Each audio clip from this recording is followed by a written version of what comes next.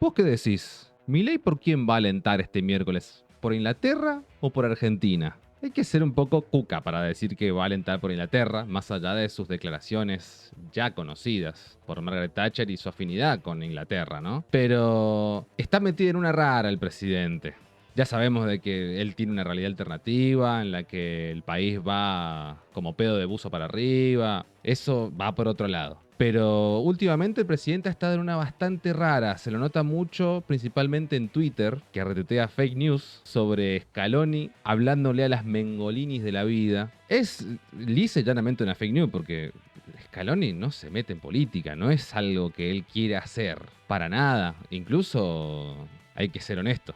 Scaloni diciendo esto es solo un partido es la declaración que tiene que hacer. Ahora, nosotros, los argentinos, sabemos muy bien que no es solamente un partido. Lo vimos con el Diego, lo vimos muchas veces, por más de que hayan sido bastante pocos los encuentros con Inglaterra. Y Leo Messi, por jugar su primer partido contra Inglaterra, es algo en lo que obviamente Milei se va a querer subir.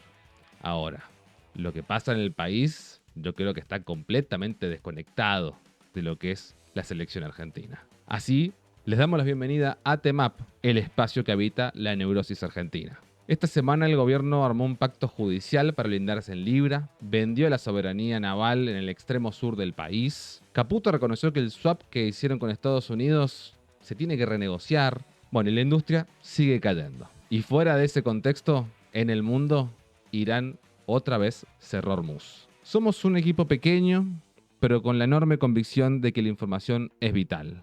El contacto y el alias para posibles contactos o promociones están tanto en la pantalla como abajo en la descripción. Sin mucho más preámbulo, empecemos.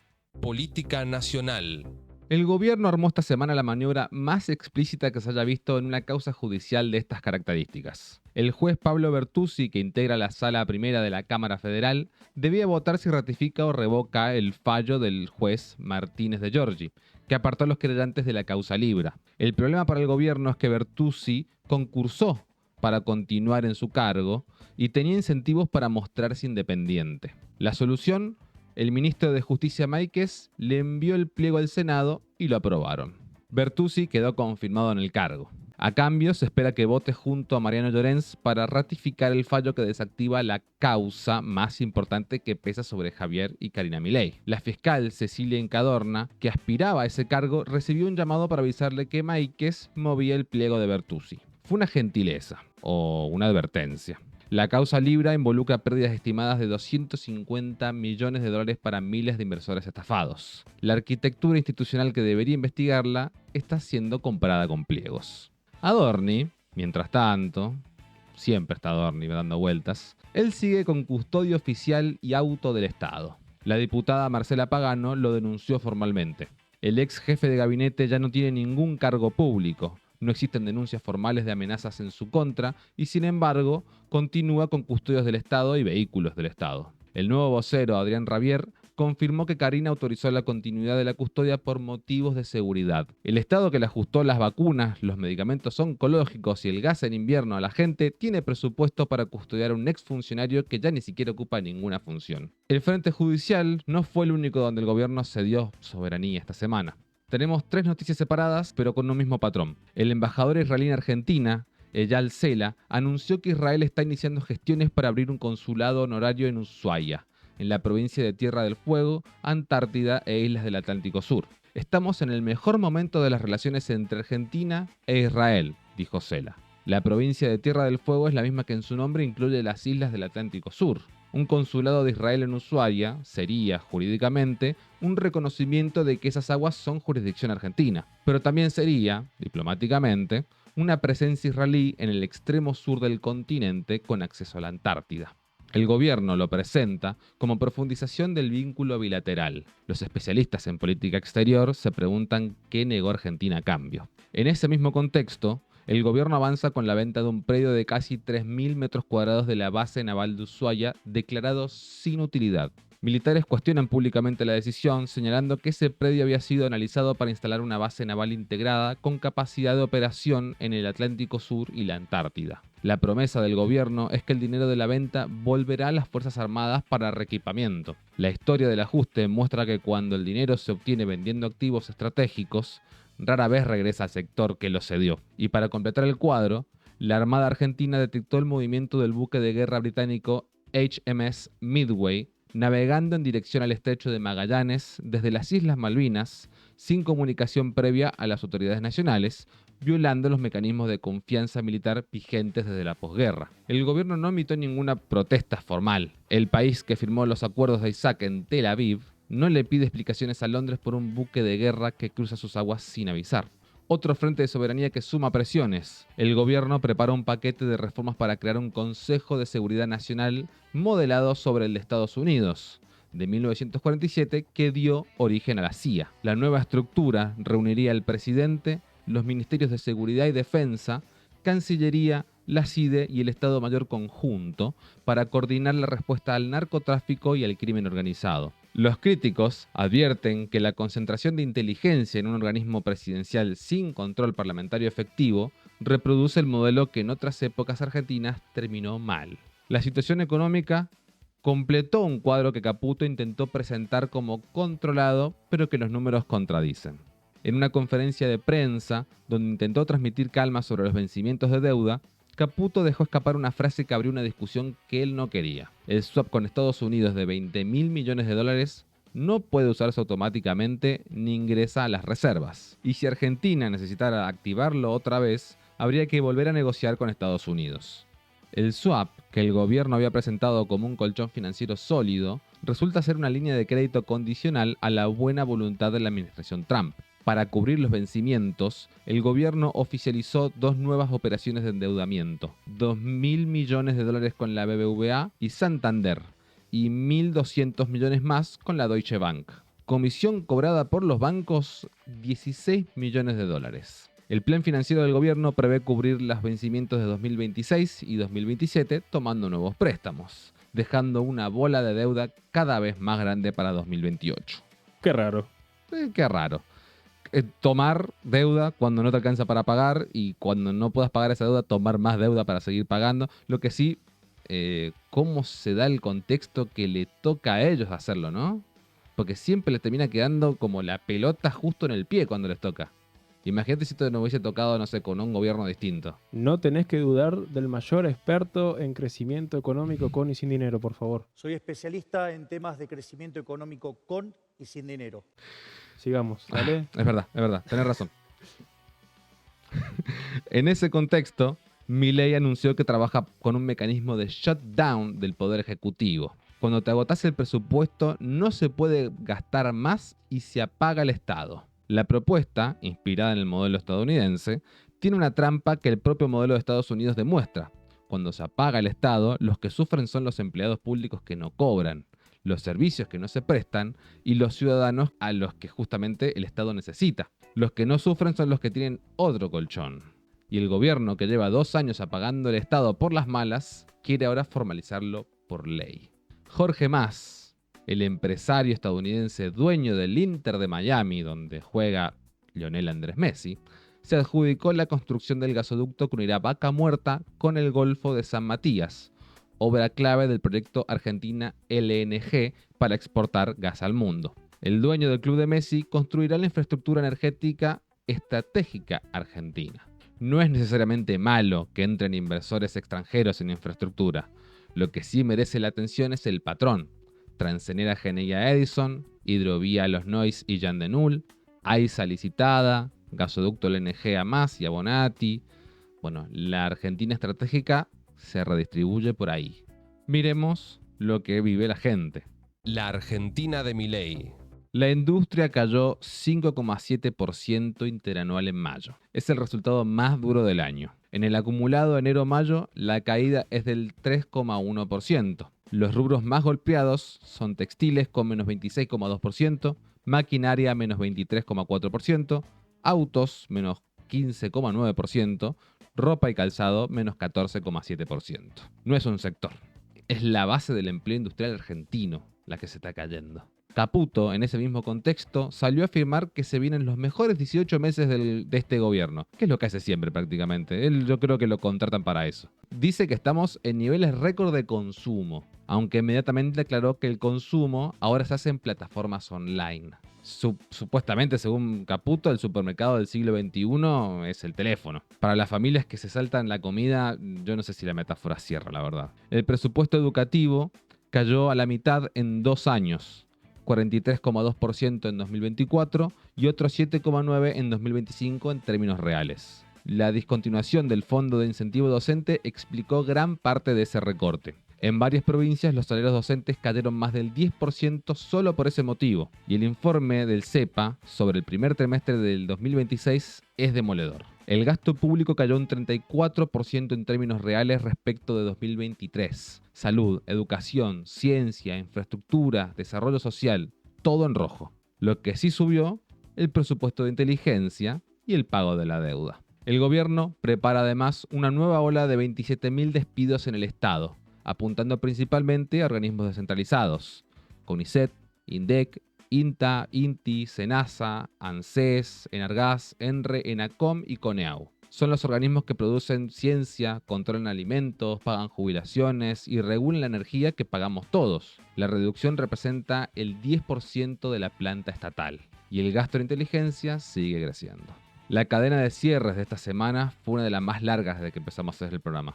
Panpac cerró su planta en Tucumán después de más de 50 años.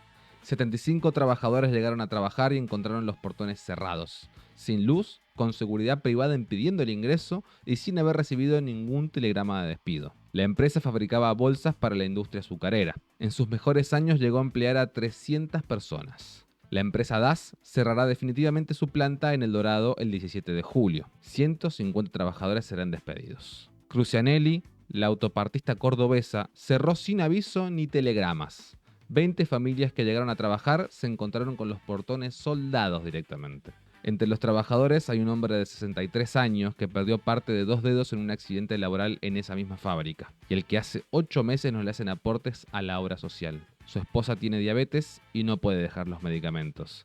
Esto es solamente como para ejemplificar una persona de las tantas personas que están perdiendo el trabajo, y esto parece no tener fin. Y el gobierno es algo que no lo ve. No lo ve o no le parece un problema, supongo. O no le importa. O desconoce, porque ahí puede entrar la cuestión de Milei diciendo esta semana que Argentina solamente produce dulce de leche y viromes, como si fuese literalmente la canción de la Versuit, la argentinidad al palo, ¿no? Es como, ¿en qué mundo vive este tipo? No, es realmente increíble, o sea, como encima lo compara con Suiza, era en el contexto del partido con Suiza, como diciendo, bueno, los suizos son potencia, venden activos financieros, chocolate y relojes, y el resto es importado. ¿Eso qué tiene que ver, papito? O sea, no, realmente no hay ninguna relación ahí, o sea, al menos no una que tenga un análisis más profundo. Pero le estamos pidiendo un análisis profundo a Milei. Yo creo que ahí está el primer problema. Metalfor, la fábrica de maquinaria agrícola en Noettinger, Córdoba, despidió a 35 operarios el día del partido de la selección. Los mandaron a sus casas antes para que vieran el juego y cuando estaban mirando el partido recibieron la notificación por mensaje de texto. Musimundo pidió concurso preventivo con una deuda de 63.500 millones de pesos. En 2018 ya había pasado por un concurso, con una deuda de 1.000 millones. 8 años después, la deuda se multiplicó por 63 y la empresa tiene 70 locales, donde antes obviamente había muchos más. Mercedes-Benz inauguró una planta de Zárate en mayo, con Adorni presente, prometiendo estabilidad y futuro. 2 meses después, la empresa tiene un plan de retiros voluntarios y prepara despidos. Y Flybondi canceló todos sus vuelos el fin de semana largo. Suspendió a pilotos hasta septiembre, con un solo avión operativo de los 20 que alguna vez tuvo, y más del 20% de cancelaciones en lo que va del año. Y un dato que sintetiza el impacto colateral de estos cierres: los repartidores de aplicaciones recurren cada vez más a créditos de las propias plataformas para comprar o reparar sus motos. Los deudores vinculados a las aplicaciones crecieron un 122% solo durante 2025. Pasemos a los casos donde la impunidad tiene nombre y apellido. La impunidad avanza. Resumir el bloque de impunidad esta semana con lo de Libra ya se hizo en política nacional, pero vale agregar la otra arista. José Luis Espert fue citado a indagatoria en la causa que investiga los fondos que recibió el empresario Federico Machado, extraditado a Estados Unidos por vínculos con el narcotráfico. Espert fue al juzgado, pero se negó a declarar y presentó un escrito cuestionando la investigación. Dice, el doctor Espert no ha cometido delito alguno, dijo su defensa. El congelamiento de sus bienes sigue vigente y la causa sigue avanzando. No sé con qué cara José Luis Espert dice, che, esto está raro. Que el único raro sos vos, José Luis. El dueño de Manaos, Orlando Canido, fue procesado y embargado por presunta evasión impositiva. La justicia detectó maniobras de ocultamiento de ingresos en una de las marcas más populares del mercado de bebidas. Y el intendente libertario de Alén, Río Negro, Marcelo Román, fue suspendido por el Consejo Deliberante Local, investigado por administración fraudulenta y peculado. Román se negó a entregar el poder municipal. 6 personas no van a decidir sobre lo que la mayoría popular votó. La libertad tiene sus límites judiciales incluso para los libertarios. Esa cuestión de decir, a mí me votó la gente y por eso no tengo que ir preso, la verdad que en un momento se les va a empezar a acabar el argumento. Milei también lo usa. Eso en un momento se termina también. El intendente de Rosario, Pablo Hawking, transfirió 8 millones de pesos de pauta oficial a la derecha diario durante 2025, según la propia rendición de cuentas del municipio. El portal pertenece a Madero Media Group, empresa vinculada al consultor Fernando Cerimedo, que enfrenta un proceso judicial en Brasil por intento de desestabilización institucional y cuya esposa trabajó en Andis. La pauta oficial como herramienta de financiamiento de medios afines no es un invento del liberalismo, pero bueno, que el intendente de Rosario financie el portal de Cerimedo también merece la mirada crítica como cualquier otro medio. Ahora sí, el interior del país tuvo su propia agenda también. Argentina Federal.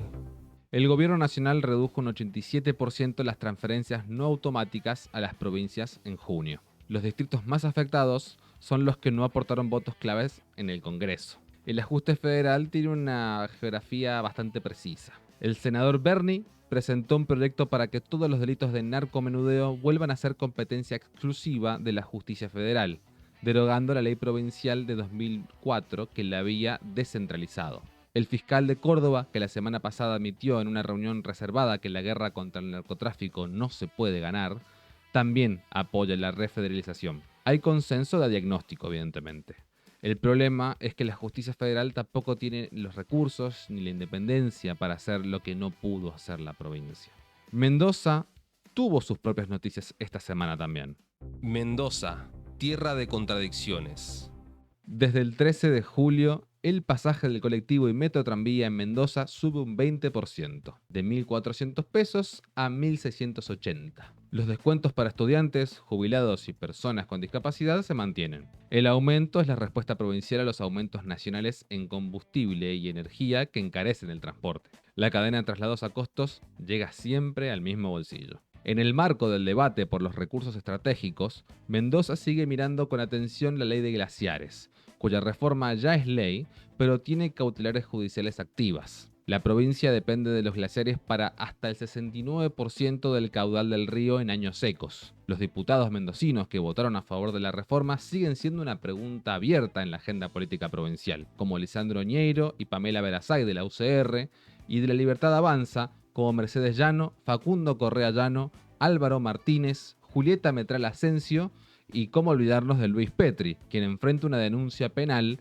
donde se lo acusa de presunta administración fraudulenta y malversación de fondos en el Instituto de Obra Social de las Fuerzas Armadas, la IOSFA, señalando que la obra social pasó de tener superávit a registrar una deuda millonaria y una severa crisis de prestaciones. Cornejo confirmó que Mendoza mantendrá las pasos para las elecciones provinciales de 2027, mientras el gobierno nacional evalúa eliminarlas a nivel nacional. La postura marca una diferencia política bastante clara. Cornejo necesita las primarias para presentar la competencia interna y evitar que Milei le imponga candidatos en la provincia. La definición la dio en una reunión con el embajador de la Unión Europea. Vamos al mundo, donde Hormuz volvió a cerrarse. Internacionales. El memorando firmado en junio entre Estados Unidos e Irán está terminado. Trump lo declaró desde la cumbre de la OTAN en Ankara. No quiero tratar con ellos nunca más. Son escoria. Lo que desencadenó el quiebre fue la nueva escalada. El CENTCOM informó ataques sobre más de 80 objetivos en el sur iraní, e Irán respondió apuntando con misiles y drones a bases estadounidenses en Bahrein y Kuwait. El 8 de julio fue el día más intenso del conflicto desde la tregua. Misiles balísticos iraníes sobre el norte de Israel, ataques al Golfo y Trump ordenando nuevos bombardeos sobre puertos e infraestructura portuaria y ferroviaria iraní. Irán cerró Hormuz nuevamente. No se permitirá el tránsito de ninguna embarcación por el estrecho, anunció la Guardia Revolucionaria. Los mercados respondieron de inmediato. El petróleo subió, los bonos cayeron y el riesgo país argentino reprendó su tendencia alcista, que la buena racha financiera había frenado temporariamente. Argentina no produce petróleo suficiente para cubrir su consumo invernal. Importar GNL caro mientras Hormuz está cerrado y Bab el-Mandab amenazado es el escenario que el gobierno tiene que administrar este invierno. En el resto del mundo también hubo otras novedades que también importan. Rusia avanzó 84 kilómetros cuadrados en Ucrania desde junio, el mayor avance en meses. La tregua que Trump había negociado con Putin se evaporó en pocas semanas. Putin visitó a Xi Jinping en Beijing el 19 y 20 de junio y el eje Moscú-Beijing se consolida justo cuando Trump intenta negociar con ambos por separado. La arquitectura de la posguerra fría se sigue resquebrajando. En Gaza, el fútbol fue una trágica víctima colateral. Mohamed al-Wahidi, el hombre que organizó las pantallas gigantes para que las familias palestinas vieran el partido Argentina-Egipto en el Mundial, fue asesinado por un misil israelí mientras se montaba la transmisión. Murieron también 2 niños de 8 y 10 años. Israel dijo que el objetivo era un miembro de Hamas. Organizaciones locales confirmaron que todas las víctimas fueron civiles. La población de Gaza se había reunido entre los escombros para ver el partido del equipo egipcio al que seguían como propio. Macron visitó Damasco, convirtiéndose en el primer líder de una potencia occidental en pisar Siria desde que una coalición islamista tomó el poder. 15 minutos después de que su comitiva salió del Hotel Four Seasons, explotaron 2 bombas en las inmediaciones. 18 heridos, 4 policías entre ellos. Macron continuó con su agenda diplomática. Y Burkina Faso lanzó su primera mina industrial de oro 100% estatal desde 1999. Más de 7 toneladas de oro por año. 1.200 empleos directos. Sin intermediarios extranjeros. Lo que el Sahel hace con el oro es lo que Argentina no hace con el litio. Y así terminamos con las noticias de la semana. Pasemos a un poquito de diversión entre tanto quilombo que está haciendo la política tanto nacional como internacional para descontracturar un poquito. Memes. Ramiro, Diga, señor. nueva semana de Temap, Sí. te he traído nuevos memes. ¿Con qué comenzaremos hoy? Con este, A ver. Día de la Independencia de Estados Unidos. Show de drones en el planetario, obviamente. Grande Jorge Macri. Gastando guita en eso. Día de la Independencia Argentina. Por el meme de los Simpsons. Que todos sabemos que dice... Perfecto, no había nada. No sé por qué no me sorprende, la verdad. O sea, lo he visto mucho en redes entre el 4 y el 9 de julio. Esta cuestión de decir, che, están celebrando el 4 de julio. ¿Qué irán a hacer para el 9? claro, Nada. bailando, mofándose con Peter Lamelas. Es impresionante. Sí, no. No, es que te juro que me haces acordar de todo eso y digo, parece que pasó hace un montón de tiempo y estamos a 13. O sea, Eso. es un montón. Mira, acá te dejo otro meme. Clases dirigentes de las Provincias Unidas en Sudamérica en 1816. Nos declararemos nación libre de Fernando VII, sus sucesores, la metrópoli y de toda dominación extranjera. Clases dirigentes de Argentina en 2026. Este país es inviable, así que entregaremos nuestros destinos y recursos naturales a Estados Unidos, al FMI y a cualquier magnate extranjero. Es una representación bastante... Un planazo. Sí, eso es lo que diría cualquier liberal libertario. No cualquiera, porque yo creo que si le preguntás a alguien de verdad que es liberal libertario, no te dice estas cosas. Esto solamente lo hace Milei porque está gobernando y dice, bueno, de alguna manera tengo que sostener esta cuestión y es esa cuestión de tomo deuda, saco, vendo tierras del Estado, con esto sostengo el dólar. Todo es solamente para sostener el dólar en el fondo, o sea, la idea es contener la inflación que siendo de paso no está muy contenida, por más de que el número diga otra cosa. Estaba mirando hace relativamente poco algo que me llamó mucho la atención, que es algo que lo tenemos todo muy presente, pero hasta que no se ven números, viste, es como muy complicado de entenderlo. El mundial pasado, Sí. no sé si se acuerdan, que salimos campeones del mundo. El mundial pasado, hacer un asado para 5 o 6 personas salía más o menos 5.000 pesos. Hoy en día, 4 años después, más o menos ronda los 80.000.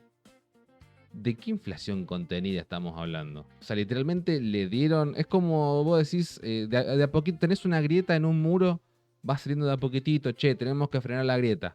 Milei vino, una topadora, destruyó la pared, nos ahogó todos y dijo, listo, ¿no ves? Ahora salen pocas gotitas. Yo creo que eso es lo que mejor representa lo que pasó a principios de este gobierno. El tipo te pega una devaluación que te mata directamente. Aguantátela. No subieron los sueldos, no subió nada más que los precios a mansalva y después arreglate. Qué zurdo que sos. No tenés en cuenta el riesgo Cuca. El riesgo Cuca. El riesgo Cuca. No voy a decir nada. No voy a decir nada porque todos sabemos lo que opino del riesgo Cuca. El riesgo Cuca solamente opera cuando no están los Cuca en el poder. Ahora, están los Cucas o los peronistas en el poder y nadie habla de eso. Vienen las inversiones, van y vuelven. Sí, hay conflictos como hay problemas en todos los países. Argentina tiene un problema bastante complejo con esa cuestión de la alternancia de poderes y cómo se va de un lado a otro. Pero no es el riesgo Cuca, es el riesgo de la alternancia de poder. Creo yo, ¿no? No es solamente una cuestión de los Cucas, sino cómo un gobierno hace una cosa y el otro hace diametralmente lo opuesto. Y es como volver atrás constantemente. Y el otro dice, no, tenemos que volver a esta situación. Así lo veo complicado el hecho de tener un país para todos, ¿no? Esto es una cuestión no solamente para los libertarios o los de derecha o lo que sea, sino también para el peronismo y para la izquierda también. Porque la izquierda te dicen hay que hacer diametralmente lo opuesto y es como, no sé si va tan por ahí. Al menos eso me parece a mí. Pasemos al siguiente. El siguiente. Ámbito mundialista. Ámbito mundialista, sí. El director técnico de Egipto. Argentina compró el mundial. Mientras tanto, los argentinos sacan el paté. Literalmente. No sé cómo es que porque esto es algo que no viene desde ahora igual. O sea, siempre, incluso en el mundial pasado, dice, no, Argentina compró el mundial.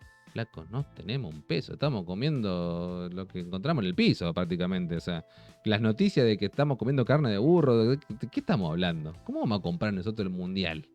Sí. No hay manera. No se condice con la realidad. Se han ensañado tanto con ese verso de comprar partidos, de que Infantino, FIFA. Sí, La no. verdad, llega un momento que te rompe bastante la bola. Sí, pues sobre todo eso, cuando lo ves que no tiene nada que ver con la realidad, porque, o sea, no es que nos cobran 35 faltas a favor y siempre pasa algo que vos decís, che, qué raro. No, la verdad es que siempre estamos muy ajustados, siempre con el cuchillo entre los dientes, ¿viste? Y encima cuestiones técnicas que se pueden corroborar tranquilamente. Sí. Sí, bueno, cuando decían, no, mirá la expulsión de Embolo ahora en el partido de Suiza. Flaco, se tira un piletazo. El tipo tenía una amarilla. Es un emboludo.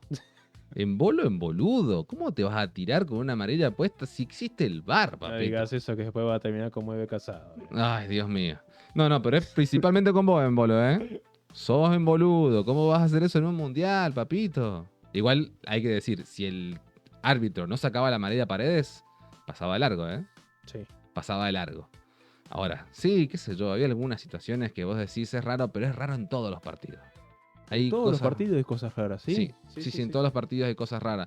Lo bueno de este mundial es que hay más ritmo, ponele, no hay tanto corte de partido y te dicen, che, loco, sacá, viste, como si no le damos lateral al otro. Eso está bueno. Dentro de Claro, todo. eso sí. Y el único corte es, bueno, es ese invento del cooling break. Sí, no me hagas hablar del cooling break. Pero después Yo que por ni el siquiera- resto, la verdad que hay muchas cosas Yo que ni siquiera tomo alcohol como para decir, bueno, cooling break, te lo usás de excusa. Ni para eso me sirve, o sea. No, te corta, eso sí te corta ya el dinamismo de ver el partido. Tengo un compañero que justamente estábamos haciendo un programa y me dice, bienvenido al primer mundial de soccer. Claro, Y tenía razón. tenía razón. El primer- Como Arjona. tenía Claro, razón. tenía razón. Arjona tenía razón, boludo. ¿Puedes creer? Arjona tenía Mirá razón. qué punto llegamos para decir que Arjona tenía razón. ¿Hasta dónde llegamos, no? Y vamos con el último, ¿no? Sí, este último. Mira, este meme no lo vi hace años. Va, al personaje de este meme. Es uno de los. Es mítico, de esos sí, mira, que mira. vienen desde siempre. Estados Unidos hace trampa, pierde. La verdad que yo creo que este es el papelón del mundial. El papelón del mundial es Trump diciendo: sí, Infantino, ¿cómo que vamos a jugar con 10? No le puedes sacarle la roja a Balogun. No, aprendieron lo que es el fútbol hace 15 minutos y meten la mano. Es obsceno. Lo peor de todo, yo creo que en realidad, que en el fondo lo único que hace es evidenciar lo evidente, que es que está todo amañado por los caprichos de quienes dirigen, ¿no? Porque que Infantino diga, no, a ese no tiene roja porque me dijo Trump que no, es cuestionable, por no decir otra cosa. Bastante cuestionable. Pero peor es Trump, que viene a decir, sí, fui yo, te dice. Decís, no, boludo, no. Disimulalo. Disimulá, boludo. Ponele voluntad. Ponele voluntad. Sí, no, es realmente insalvable. Si a Infantino se le hace un quilombo por esto, que le reclama a Trump, ¿eh? Porque el que se las manda lindo ahí fue él. Porque podría haber dicho, no, creo que lo pensé y me pareció mal. Y hay que decirlo también. Estados Unidos, gran parte de su eliminación del Mundial tiene que ver con esto. Con esa cuestión de decir, entramos al partido sabiendo de que este tipo no tiene que estar jugando y lo metes igual y el tipo después no participa en el partido, no hizo nada, Balogun que decía que no hizo nada, no hizo absolutamente nada. Y la verdad, bien goleado estuvo Estados Unidos. Esas son mis opiniones. Así llegamos al final de este programa, en un contexto complejo, la verdad. Pero, ¿qué importa? Somos semifinalistas. La verdad es que somos semifinalistas del mundo y eso el argentino lo va a mantener ocupado hasta un par de días. Después, ya veremos qué va a pasar. Porque pase lo que pase, en algún momento la espuma baja. Y te quiero ver. Porque Alberto Fernández dijo, sí, ganamos el Mundial, que esto que el otro. Ahora, después, te empomaron, amigo. Así podemos decir, nuevamente, no tan evidentemente como Trump, porque es un poco obsceno, que todo marcha acorde al plan. Hasta la próxima.